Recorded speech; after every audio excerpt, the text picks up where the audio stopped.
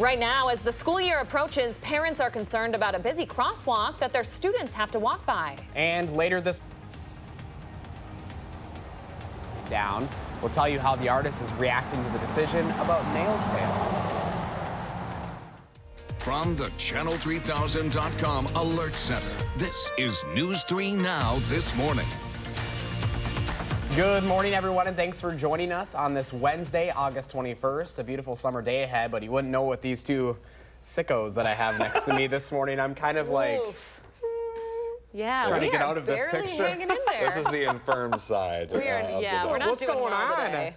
Well, in my case, my have an son excuse. started daycare last week, and already everyone in my house is sick, so that's fun. Happy start of school soon, everyone, by the way. I don't have an Everyone's getting excuse. sick again, yeah. Yeah, I wish I had a kid to blame it on, but yeah, I'm struggling. Somebody you know get what? me You some don't need hand an excuse. sanitizer, No, please. I know. You know, Poor guy. I actually have some medicine for you, and it's the forecast as we get into this afternoon. This Yeah. morning, still a little bit humid, still a little bit sick of that humidity, are most of us this morning. Platteville on our Queen Bee Radio Skycam starting off with mostly cloudy skies, some patchy fog in spots as well. Visibility in Platteville of about a quarter of a mile right now, about 2 miles in Boscobel. Still looking good in Madison, but that visibility down to about 2 miles in Janesville as well. Temperatures are in the mid to upper 60s to start us off, so mild and muggy before a cold front moves through.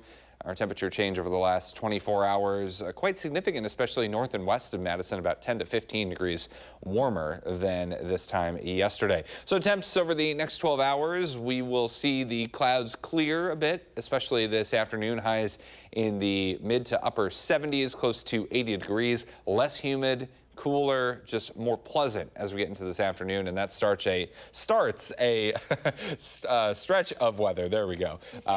Starchy weather as we get into the next couple of days. That will be really, really nice. Fish Hatchery Road and the Beltline starting to see some volume pick up, but nothing too bad at the present time. Traffic is generally heading out the posted speeds. Your drive times: Sauk City to Middleton, eastbound on Highway 12. That's 15 minutes with an average speed of around 65 miles per hour.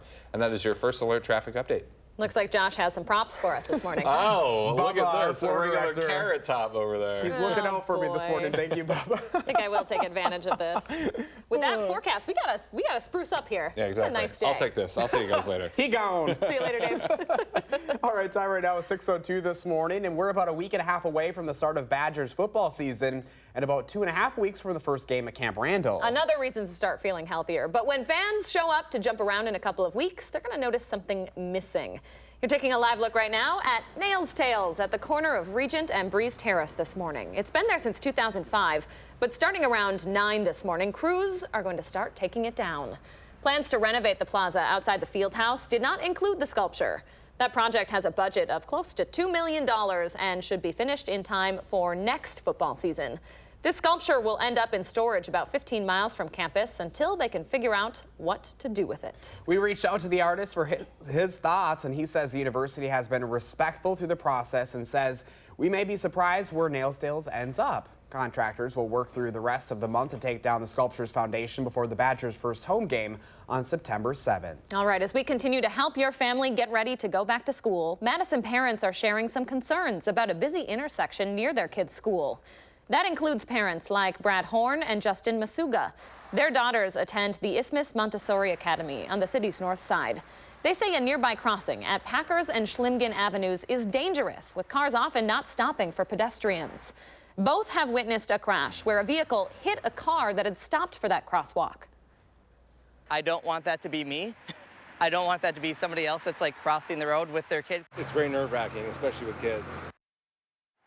A traffic engineer says the intersection hasn't been approved for a stoplight, but says the city added new high-visibility crosswalk markings just yesterday. He says even though the Montessori Academy is not part of Madison School District, the city is looking into establishing the area as an official school zone. More local news now. 2 teens are facing charges after Madison police say they caught them in a drug deal. Officers say they saw the deal happen live on city surveillance cameras.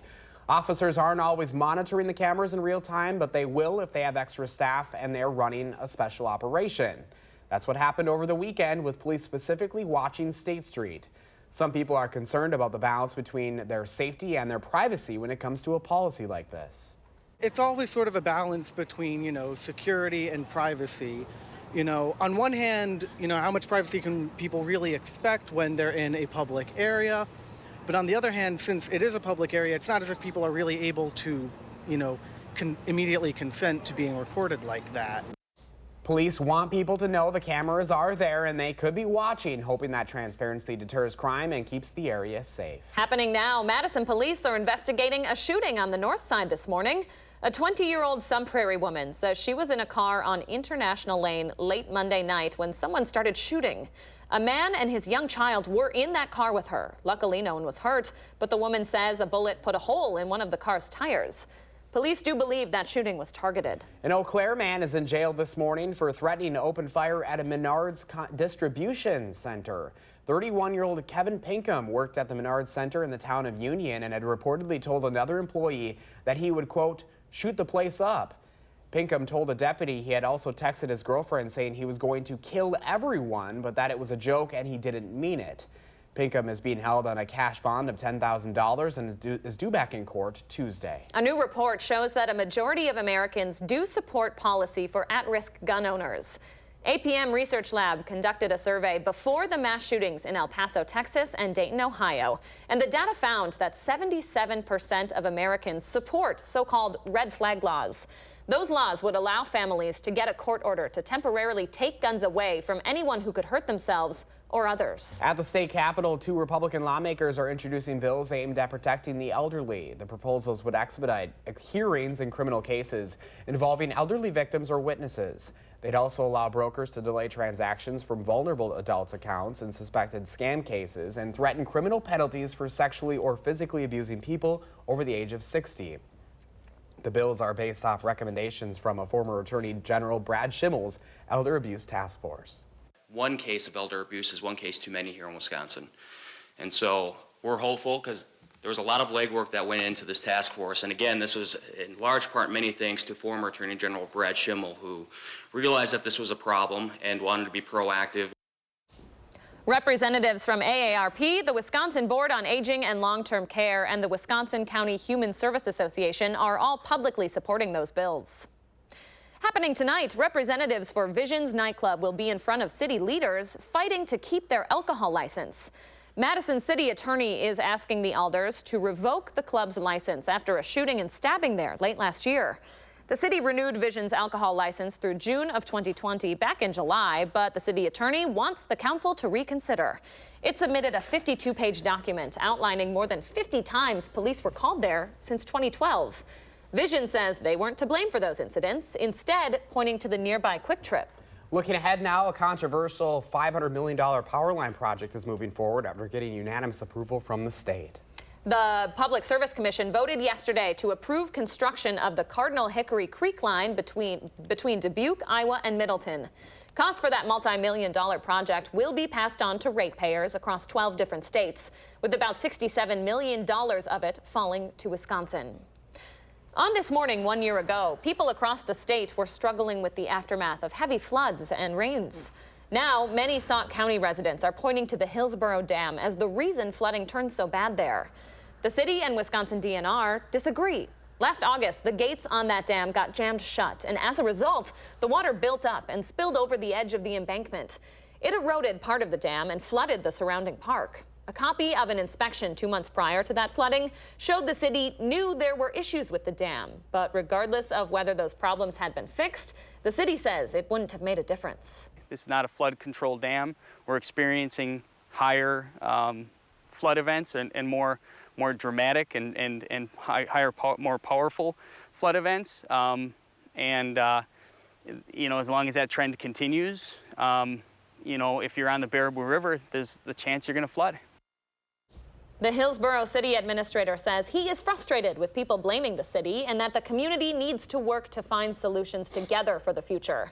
In the meantime, the city is getting money from the DNR to rebuild that dam and increase water flow to help make future flooding less likely. An update to a story we first broke to you yesterday. A 23-year-old Milton man is dead after an interstate crash that backed up traffic for miles in Janesville. DOT officials say a Ford pickup truck hit the back of a semi near Avalon Road. That truck got stuck in the left lane, and moments later, a Chevy Silverado rear-ended it. That driver was killed. The 34-year-old Madison man in the Ford truck was injured. Both names are being withheld until family members have been notified. All right, 6:10 your time now. Still ahead for us this morning, we are sharing some advice on how to make sure your kids are eating healthy going into the school year. But first, a live look outside this morning. The rain has come and gone and should stay out of the forecast for the rest of the week. Dave's in next on News 3 Now this morning with your weather forecast.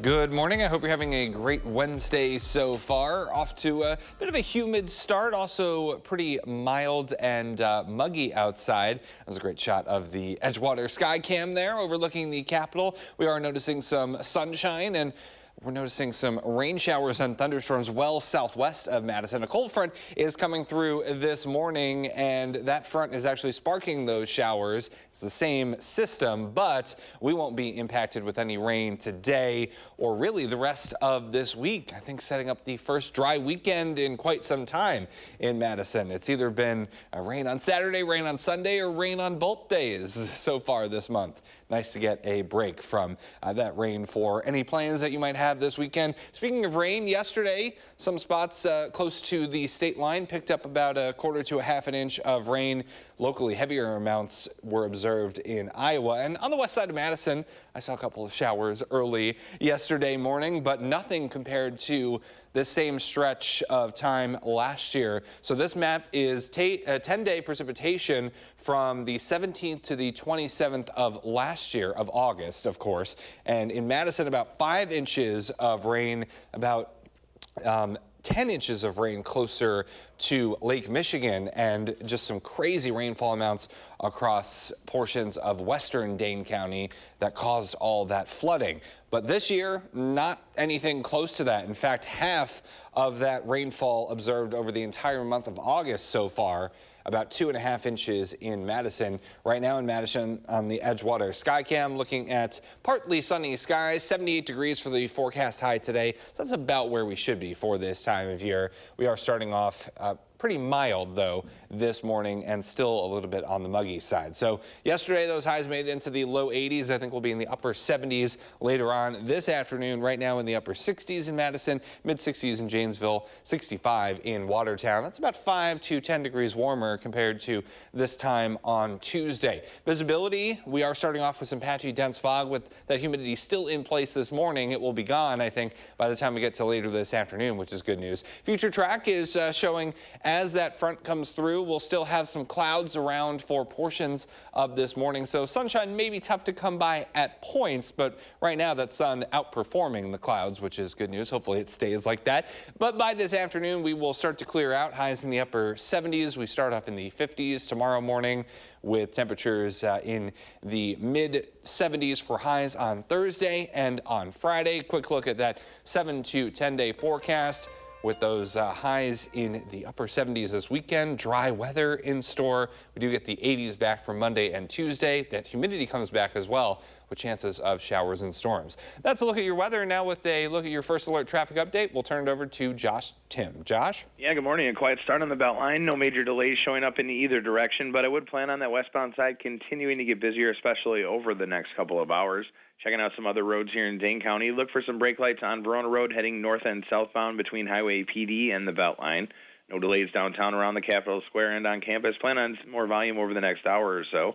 And any other main routes coming into the city, they're moving along at the usual speeds with no major issues. Your first alert traffic, I'm Josh Tim. Josh and Dave, thank you so much. Packing lunch or a few snacks for the day is part of a morning routine for a lot of parents during the school year.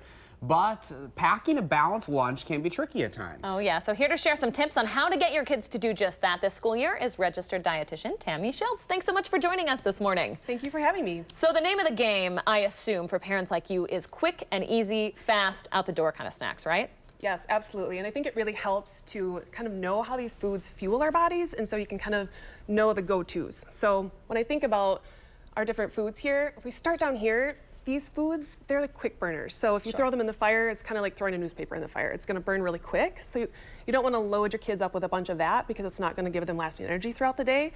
Whereas foods here, they're kind of like the kindling to the fire. They're good at getting the fire started, but even that doesn't keep it going for long. So you wanna have that balance. And so we've got our proteins and our healthy fats down here. So having a combination of these foods is really gonna give them lasting energy, because this is the log in the fire. This is gonna give them that sustained energy throughout the day. What are the things to kind of look out for in the day by day? Because what are the things that we should be making sure that our kids are getting into their diet? Yeah, I mean, here are your core groups. And I think I don't want people to think that there's good or bad foods. And so it's really finding a way to incorporate them all, giving your kids choices, keeping the message around food really positive, so that way there's not a good or bad type thing associated with food. So when you're packing a lunch, making sure you've got something from here, and then if you need to throw in something fun that they can get excited about, that works too. You know, that's a conversation in the news a lot lately, is good food versus bad food. You certainly don't want to be, you know, changing your kids' perception on food and diets this young, right? Right, absolutely. The message starts really, really young. So we want to make sure that, you know, as parents, even our job isn't to talk about the how much. We need to trust our kids to be able to self-regulate. Right. Our job is to make sure that we're providing the foods for them, creating a positive and safe environment for them, and then also being good role models. Okay, so if you are sending your kid out the door on a school day, what are some of these snacks that you would put together? This is actually, my daughter approved this lunch. She was excited to have it when she came home. But really, when we talk about snacks, is making sure that there's something from here, because I want, you know, my daughter to be able to have energy to get throughout the day and to be focused. So something from here, you know, a couple things from here, and then like I said, if there's something from there. So I think of it as like a classroom. These might be kind of the kids that need a little bit more supervision, maybe need to get their homework done. These kids, they do what they need to do, they get their work done, and here's like the teachers in the classroom. So they kind of supervise it all. So you don't leave your kids unsupervised. If you can walk away with that, you'll be okay. And I think a lot of the times as a parent, it comes down to the convenience and the price. So Yeah. obviously it's a lot easier to go out and buy stuff like that. But at the end of the day, if it's not really going to make a good difference. Right. Well, and that's the thing too, is sometimes they have to fill up and keep coming back for more and more of that, because again, if it's like that newspaper or kindling in the fire, it's not burning for very long. So they do keep coming back like, I'm hungry, I'm hungry, I'm hungry. Whereas if you had something from here and then something from here, that's gonna give them a little bit more fullness feeling, and so they're not coming back for all those snacks. And so yeah, it's gonna kind of give you more bang for your buck in that sense. All right, Tammy, if people have any questions, how can they reach out to you? Yeah, they can find me on my health professionals website at Tammy Schultz and contact me through there. All right, Tammy, thank you so much for being here. Thank Some you so good much for tips for having us me. all. Thank you. Thank you. All right, still ahead here on News 3 Now this morning, there are new concerns out of Milwaukee about electric scooters. From public endangerment to insurance issues, we're going to hear from the people weighing in on that new form of transportation. And the rain is gone, but Dave says it's still going to be a little cloudy today before that sun breaks through the clouds. We'll have his forecast coming up straight ahead on News 3 Now this morning.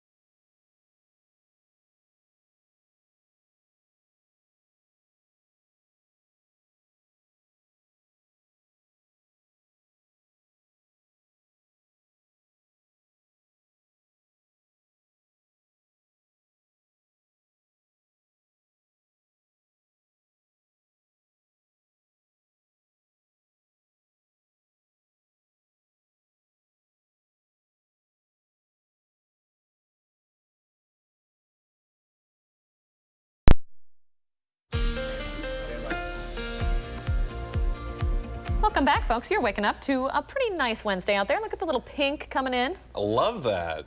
Yeah, we have some sunshine breaking through the clouds. We may still have those clouds hang around a little bit this morning, and that humidity is sticking with us for the next couple of hours, but improvement is on the way. A cold front is on the way, and that will send us some pleasant weather by this afternoon. That pleasant weather sticking around for Thursday and Friday into the weekend. But this sunrise can stick around as long as it wants on the WISC-TV Skycam. Right now, 67 degrees and calm winds. That dew point still in the mid-60s, so it feels sticky outside, and it will continue to feel that way until that front moves through, and then the clouds will clear this afternoon.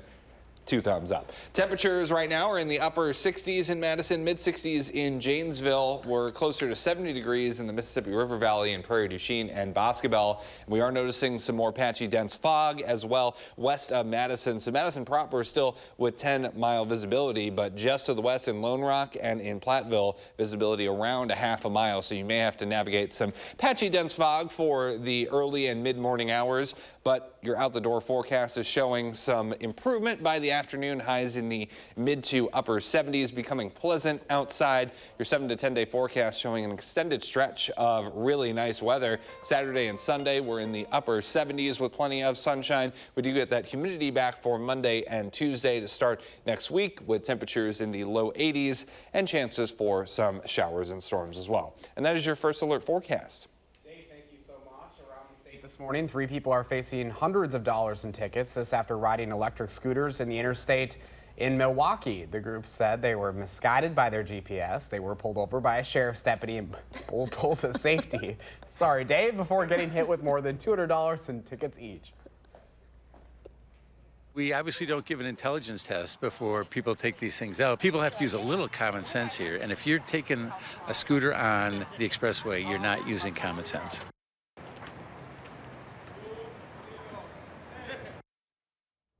Now, up until the incident, the biggest problem for Milwaukee had been people riding on the sidewalks instead of the street. Marquette University.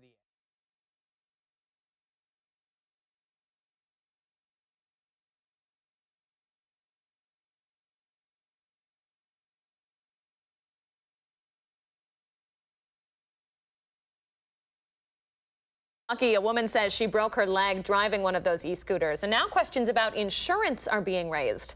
Solana Ramos hit a pothole while riding an e-scooter. As the bills have started to rack up, Ramos has mostly managed to get by financially, but for others who are injured by those scooters, it could get more complicated.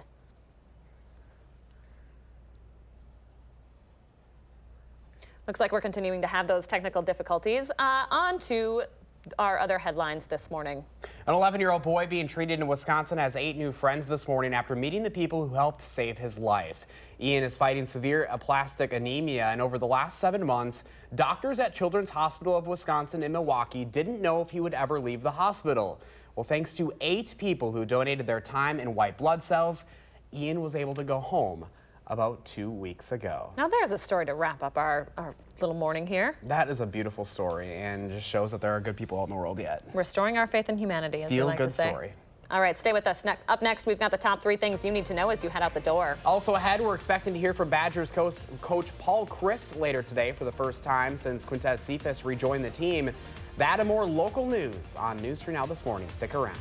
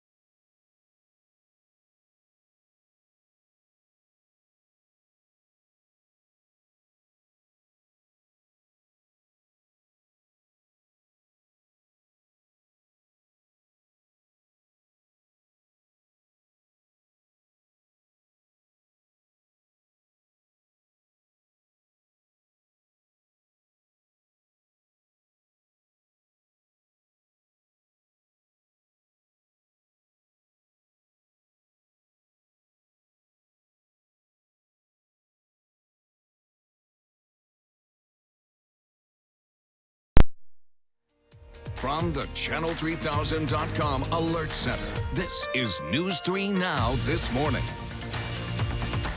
Good morning, everyone, and thanks for staying with us on this Wednesday, August 21st. A pretty beautiful start to the day out there. Oh, yeah. Dave Caulfield in this morning with that gorgeous forecast. That's just starting a stretch, right? Yeah, as we head into Thursday, Friday, and the weekend, temperatures in the 70s, plenty of sunshine. Can't really beat that. Ooh, Awesome. Looking forward to that. We'll check in with Dave in just a second. But first, let's take a look at the top 3 things you need to know today. First, President Trump says his administration is considering tax cuts as a way to boost the economy after a recent downturn in the stock market. He downplayed fears of a recession and once again pressured the Federal Reserve to cut interest rates. The president also defended his ongoing trade war with China. In the second story, President Trump will no longer be going to Denmark as planned. The White House canceled the trip after the country's prime minister said she no longer has interest in selling Greenland to him. The president used the buying the island from Denmark as strategic purposes, an area Denmark called absurd. President Trump tweeted thanking the prime minister for being so direct. And the third story we're following this morning, wildfires ranging in the Amazon rainforest have hit a record number this year with nearly 73,000 fires. More than 9,000 of those have happened since just last Thursday. Smoke could be seen from space and has darkened the city of Sao Paulo. There is now a national emergency declared because of those fires. Those are your top 3 things you need to know this morning. And now Dave's here with your out-the-door weather and traffic. Good morning, Dave. Good morning, Josh and Leah. As we step out the door this morning, we'll see partly sunny skies. Still a little bit humid and mild outside in Madison. A pretty nice shot on the Edgewater Skycam there. Overlooking the Capitol. Visibility is pretty reduced west of Madison. There's some more patchy, dense fog forming with that humidity still in place. So visibility close to a 1/4 mile in Lone Rock and in Platteville, Mineral Point as well. So you may need to navigate that over the next couple of hours. May want to give yourself just a few extra minutes. Temperatures are in the upper 60s in Madison. And as we head closer to the Mississippi River Valley, those temperatures are starting off near 70 this morning. So highs will make it into the upper 70s by later on this afternoon, and we will see those skies clear. Cold front coming through right now is going to clear us out and also dry off that air. So less humidity by this afternoon and a really nice stretch of weather on the way into the rest of this week and the weekend. Now let's take a look at your first alert traffic update. Starting to see maybe a few brake lights near the Beltline and Stoughton Road. Otherwise, things looking pretty good this morning. Traffic generally heading out the posted speeds on Highway 14 westbound Oregon to the Beltline. That's 7 minutes, so looking good with an average speed of around 70 miles per hour. That's your first alert traffic update. Dave, thank you very much. So whether you love it or hate it, a recognizable piece of Badger game days is scheduled to come down today. Whatever you think of Nails Tales, by the end of the day, it's not going to be outside of Camp Randall anymore. Take a live look right there at the statue at the corner of Regent and Breeze Terrace this morning. It's been there since 2005, but crews already on scene working to take it down this morning. The sculpture and foundation will be gone by the time the Badgers play their first home game on September 7th. Plans to renovate the plaza outside the field house did not include the sculpture. That project is set to start in February and should be done by next football season. We reached out to the artist for his thoughts. He says the university has been respectful through the process and is committed to finding a new site for Nails Tales. The sculpture will end up in storage about 15 miles from campus until that new site is found. Badger football coach Paul Christ is set to talk to the media today for the first time since Quintez Cephas was readmitted to the team. Cephas's name appeared on the online roster yesterday after he was readmitted to the campus on Monday. There still may be some eligibility issues to clear up with the NCAA, though, before he's allowed to play. Cephas hasn't been on the field since 2017.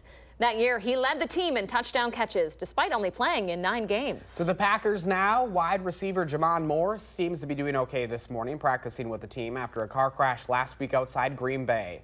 Moore was cited with speeding after he hit a pickup truck. He told police that he lost control of the car and he couldn't see because of the heavy rain. Meanwhile, it'll be a game-time decision on whether Aaron Rodgers will play tomorrow against the Raiders. Head coach Matt LaFleur says that he still hasn't decided. All right, to high school football now. The season begins this week, and so does our 12th season of the Prep Mania High School Football Game of the Week.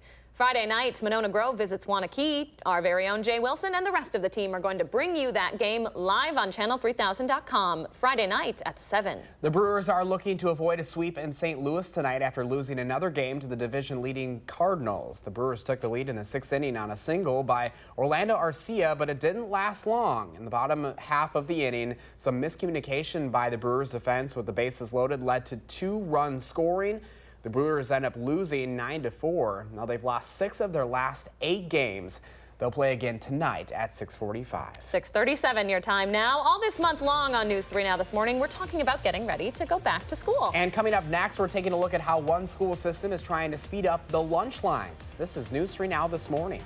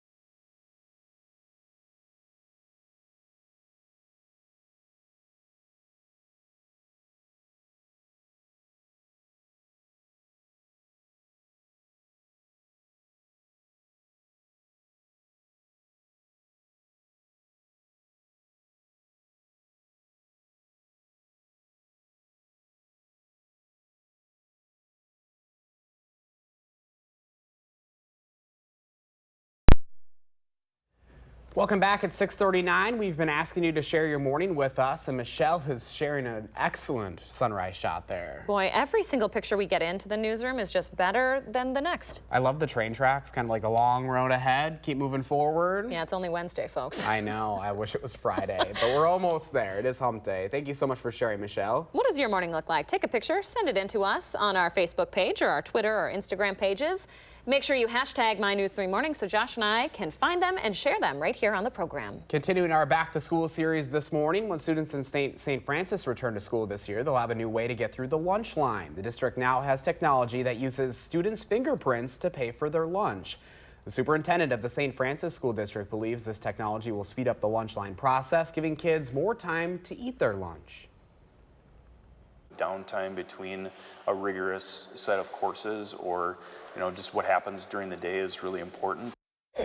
The devices will be placed at a cash register and cost $1,100 each. The system does not store the student's fingerprint, but parents with security concerns can opt out of the fingerprint system.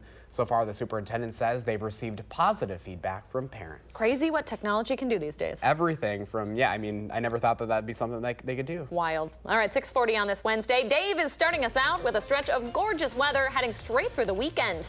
Going to see a little less humidity as the day goes on as well. He's in next with your extended forecast. But first, it is August 21st, and we want to say happy birthday to Vivian and all the other kiddos turning 3 today. Thanks for celebrating with us on News 3 Now this morning. Bye, honey.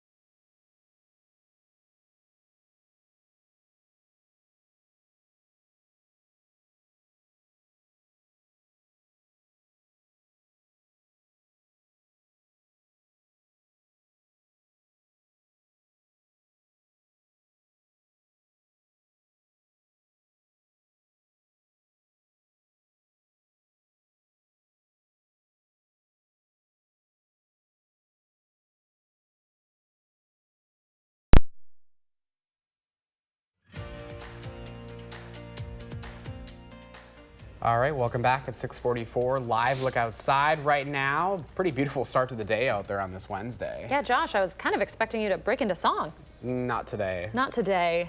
Maybe Not today. tomorrow. All right, Dave, what do you got for us? Maybe a couple of tunes? Not today. Well, I was singing This Is a Man's World earlier before the start of this block, but I changed it to This Is a Man Cold. That album will not be available on your streaming services later after the show. But we are noticing some improvement in the weather department as we get into this afternoon. We're starting off pretty nice from a sky condition wise. It still is a little bit humid outside because we're still waiting for that front, that cold front to come through, kind of act as that broom and sweep out all the humidity that has been building up over the last couple of days. And really, it's going to take our rain chances down to basically nada and zilch over the next 48 hours into this weekend as well. I have dry days in the forecast for Saturday and Sunday.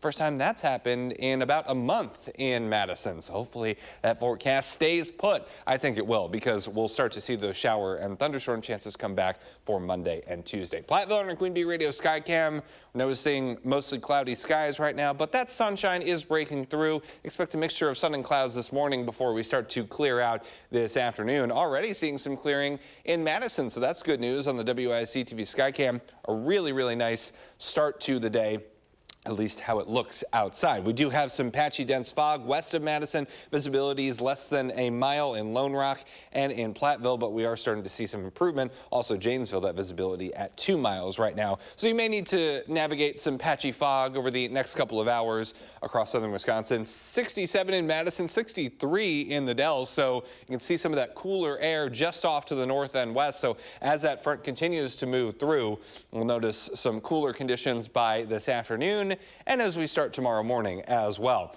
We are still pretty humid, though, in spots like Madison, Mineral Point, and Monroe, Janesville as well, with dew points in the mid to upper 60s.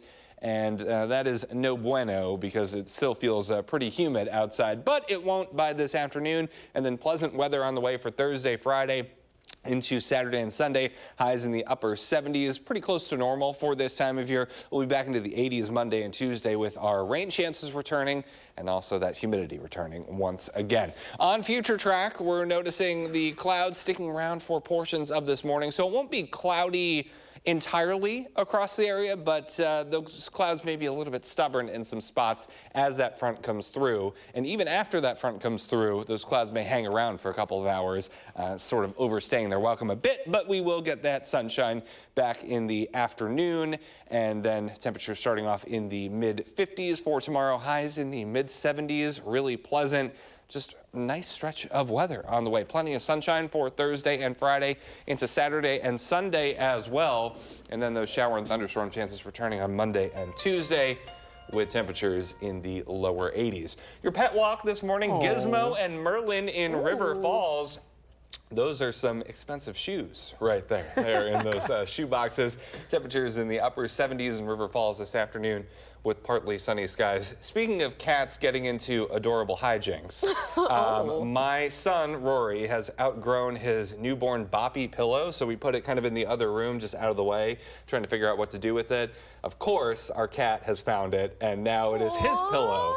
Even though Hans is not a newborn, he will not get up, and we tried to move it the other day, and he gave us a look that was like, don't even try it. We need a pet walk picture. Come on. I'll put it up later, but yeah. Right.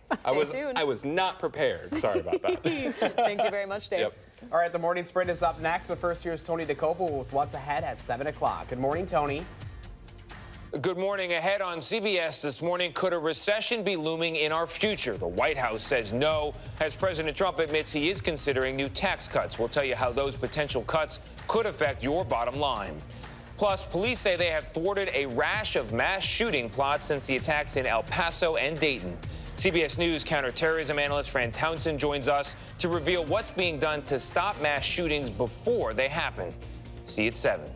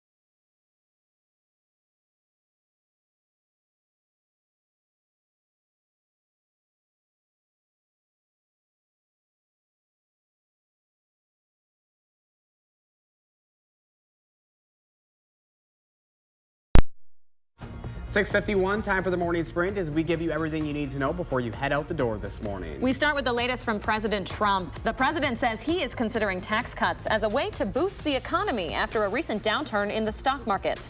He downplayed fears of a recession and once again pressed the Federal Reserve to cut interest rates. The president also defended his ongoing trade war with China. President Trump will no longer be going to Denmark as planned. The White House canceled the trip after the country's prime minister said she has no interest in selling Greenland to him. The president mused about buying the island from Denmark for strategic purposes, an idea Denmark called absurd. President Trump tweeted thanking the prime minister for being so direct. President Trump also pivoting his stance on gun control this morning. In the days after mass shootings in Dayton and El Paso, he had focused on background checks. But now he is turning his focus to mental health issues. The president has stopped short of calling for universal background checks, something that Democrats say has brought broad support from Americans in both parties. Wildfires raging in the Amazon rainforest have hit a record number this year with nearly 73,000 fires. More than 9,000 of those have happened since just last Thursday. Smoke could be seen from space and has darkened the city of Sao Paulo. They declared a national emergency there earlier this month because of those fires. Partly to mostly cloudy skies starting us off this morning in Madison on the WISC-TV Skycam. Temperatures are in the mid to upper 60s, so a mild and muggy start with some patchy fog. And then as we get into the afternoon, though, a cold front will come through. Temperatures will be in the upper 70s. We'll see that pleasant weather start this afternoon and last into Thursday and Friday and the weekend. Thank you very much, Dave. Representatives for Visions nightclub will be in front of city leaders later tonight, fighting to keep their alcohol license. Madison City Attorney is asking alders to revoke the club's license after a shooting and stabbing there late last year. The city counts 50 police calls to the nightclub since 2012, but Visions blames the next-door Quick Trip. Right now, Madison police investigating a shooting on the north side this morning. A 20-year-old Sun Prairie woman says she was in a car on International Lane Monday night when someone started shooting. A man and his young child were in the car with her at the time. No one was hurt, but the woman says a bullet put a hole in one of her tires. Police believe that shooting was targeted. An Eau Claire man is in jail this morning for threatening to open fire at a Menards distribution center. 31-year-old Kevin Pinkham worked at the Menards Center in the town of Union and had reportedly told another employee that he would, quote, shoot the place up. Pinkham told a deputy he had also texted his girlfriend saying he was going to kill everyone, but that was a joke and he didn't mean it. A new report shows that a majority of Americans support policy for at-risk gun owners. APM Research Lab conducted a survey before the mass shootings in El Paso, Texas and Dayton, Ohio. And the data found that 77% of Americans support so-called red flag laws. Those laws would allow families to get a court order to temporarily take guns from anyone who could hurt themselves or others. 2 teens are facing charges after Madison police say they caught them in a drug deal. Officers say they saw the deal go down live on city surveillance cameras. Officers aren't always monitoring the cameras in real time, but police want people to know the cameras are there and they could be watching, hoping that transparency will help deter crime and keep the area safe. 2 Republican lawmakers are introducing bills aimed at protecting the elderly. The proposals would expedite hearings in criminal cases involving elderly victims or witnesses. They'd also allow brokers to delay transactions from vulnerable adults' accounts in suspected scam cases and strengthen criminal penalties for sexually or physically abusing people over the age of 60. A 23-year-old man is dead after an interstate crash that backed up traffic for miles in Janesville. DOT officials say a Ford pickup truck hit the back of a semi near Avalon Road. That truck got stuck in the left lane, and then moments later, a Chevy Silverado rear-ended it. The driver of that Chevy was killed. The 34-year-old Madison man in the Ford truck was also injured. All right, this is a live look at Nails Tales at the corner of Regent and Breeze Terrace this morning. It's been there since 2005, but starting this morning, crews are going to be taking that down. The sculpture and foundation will be gone by the time the Badgers play their first home game on September 7th. The university will talk with campus and community leaders and the artists to find a new site for it. Badger football coach Paul Christ is set to talk to the media today for the first time since Quintez Cephas was readmitted to the UW. Cephas's name appeared on the team's roster online yesterday after he was let back into school on Monday. There are still some eligibility issues to clear up, though, before he's allowed to play. The Brewers are looking to avoid a sweep in St. Louis tonight after losing another game in the division-leading Cardinals. The Brewers took the lead in the 6th inning, but it didn't last long. In the bottom half of the inning, some miscommunication by the Brewers' defense with the bases loaded led to 2 runs scoring. The Brewers ended up losing 9-4, and they play again tonight at 6:45. 6:56. Let's turn it over to Josh Tim with a look at your first alert traffic. Hey, Josh. Yeah, good morning, guys. Still not looking too bad on the Beltline right now, but we are starting to see the usual crowd pickup westbound between Stoughton Road and West Broadway. Inbound side of John Nolan, you're tapping the brakes at Olin Avenue, but shouldn't add more than an extra minute or two heading into downtown. Front road picking up between Highway PD and the Beltline in both directions. And other main routes coming into the city, they're moving along at the usual speeds with no major issues. Your first alert traffic, I'm Josh Tim. Thank you very much, Josh. Here's a live look in Madison and the Edgewater Skycam, looking at partly to mostly cloudy skies. That sunshine has been able to break through for a couple of nice sunrise shots, but some of those clouds could be a bit stubborn this morning as a cold front moves through. So those clouds will still be around after that front moves through for this morning. This afternoon, though, I think we'll see some clearing. Highs in the mid to upper 70s today, with plenty of sunshine as we head into the next couple of days. Thursday and Friday, really pleasant conditions. Highs in the mid 70s, and then we're in the 70s this weekend as well. Shower and thunderstorm chances do return for Monday and Tuesday. Boy, though, just a lovely weekend store. Thank you very much, Dave. And thanks for joining us, everyone. Make it a great Wednesday. We'll see you back here tomorrow morning.